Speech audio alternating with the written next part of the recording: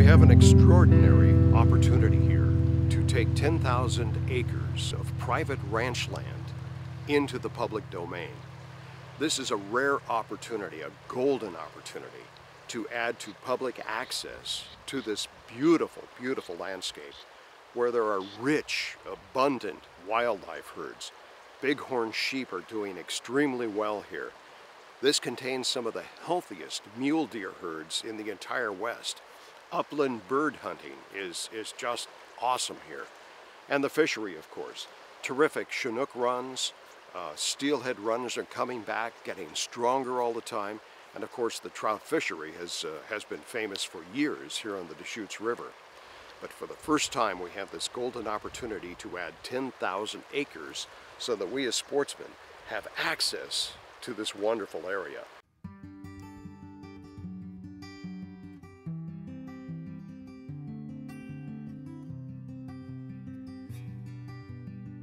Well, for the Trust for Public Land, this project would be one of the largest projects we've ever done in Oregon. At 10,000 acres, it will be one of the largest projects we've conserved. It's very rare, mainly because to have such a large block of land still in one family ownership and their willingness to sell the property for conservation purposes, it's very important. You see a lot of smaller pieces that become available for sale, but a property of this size and one ownership is unique. But no, being able to tie into the BLM that's intact here, you know, it's a bunch of random sporadic fingers of BLM coming off the canyon currently. And this ownership, as you look at it, it laces around all that BLM beautifully and creates a 20 to 25,000 acre block of contiguous public land that people can come out and explore and enjoy. Bighorn is probably one of the focus species as far as big game in our agency. The Deschutes population, we reintroduced sheep in the Deschutes in 1993. Over the last 20 years, this population has expanded to somewhere between 500 and 600 sheep. It's done very, very well.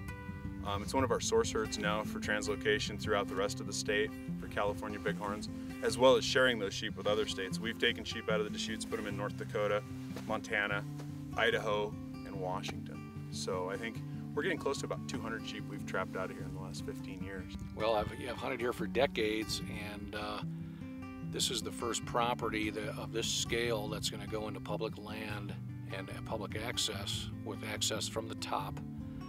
And being out here today, it's clearly high quality habitat, and I'm looking forward to getting out here and covering every inch in the future. Hunters from northwestern Oregon, Portland area, where I lived for years, this is pretty close, and I have this kind of a opportunity at this scale. That close to Portland is going to be a real bonanza.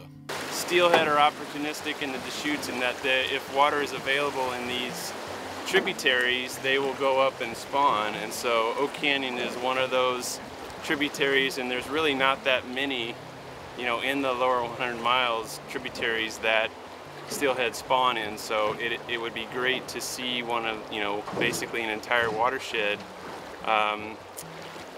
and it would be preserved and conserved for steelhead in Oak Canyon.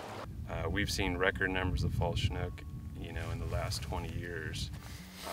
It's really been the highlight of the, you know, Columbia Basin as far as, you know, there's no hatcheries. It's all been, you know, wild fish restoration. This land acquisition would basically secure the entire watershed into public ownership and conservation, and I think that is significant in that I think it would be the only one in the lower Deschutes Basin that would have that security. That is huge. We can't let the opportunity escape us. We just have to be able to seize the opportunity and run with it. Now the first step has been taken. The first step in acquisition of this 10,000 acre ranch has been taken. $135,000 has been allocated through the Land and Water Conservation Fund to begin purchase of this ranch. But the price is $3 million, so there's a long way to go, a long way to go. But at least the first step has been taken. But it underscores the importance of full and permanent funding is necessary for the Land and Water Conservation Fund to be able to fully access the lands we have not only here in the West but all around the country, so that sportsmen have better access, so we protect our public lands in a much more meaningful way.